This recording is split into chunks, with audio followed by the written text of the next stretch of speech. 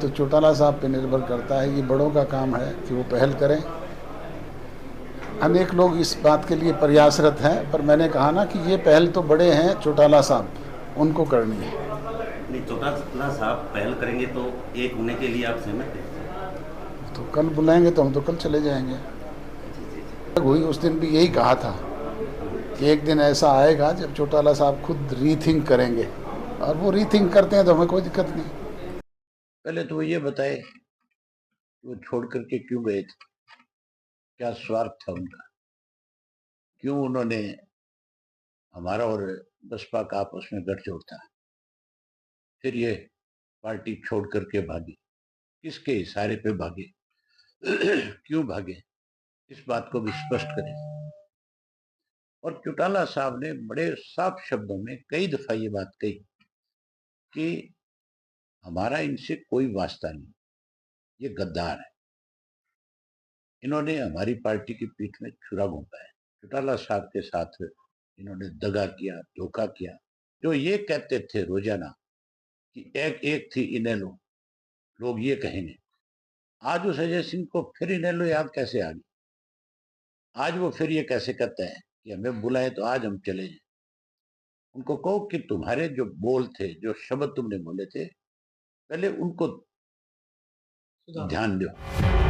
जजपा इनेलो के एक होने की संभावना बढ़ती दिखाई दी, क्योंकि इसके संकेत अजय चौटाला ने दिए और कहा कि हम तो साथ आने को तैयार हैं। लेकिन अगले ही पल अभय चौटाला का बयान आया। उन्होंने कहा, हमने तो पहले ही कहा था कि ये गद्दार हैं। लोकसभा चुनाव को लेकर हरियाणा के राजनीतिक गलियारों में सरगर्मियां तेज हो गई हैं। जजपा राष्ट्रीय अध्यक्ष अजय सिंह चौटाला ने इनेलो पार्टी के साथ जाने के संकेत दिए। उन्होंने कहा कि अगर चौटाला साहब यानी बड़े चौटाला कल बुलाएंगे तो हम कल के कल चले जाएंगे।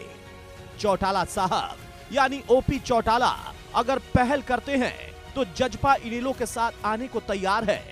अनेक लोग इसके लिए प्रयासरत हैं। बड़े होने के नाते चौटाला साहब को पहल करना उनका दायित्व बनता है।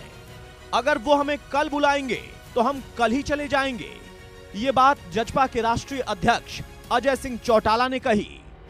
वो भिवानी महेंद्रगढ़ लोकसभा क्षेत्र से जजपा के प्रत्याशी राव बहादुर सिंह के पक्ष में मतदान की अपील करने दादरी हलके के विभिन्न गांवों में पहुंचे थे। इसी दौरान जब पत्रकारों ने उनसे पूछा कि इनेलो और जजपा क्या एक मंच पर आने को तैयार हो सकते हैं, तो उन्होंने कहा कि यह चौटाला साहब पर निर्भर करता है।